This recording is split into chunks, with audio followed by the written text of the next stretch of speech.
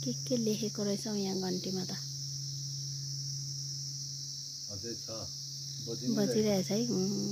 गरेर ले साथीहरु अम्बक चाहिँ के बिक्न फलेको किन नखाएको नि भगवान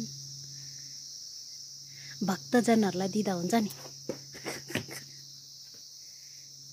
यस्तो चाहिँ यस्तो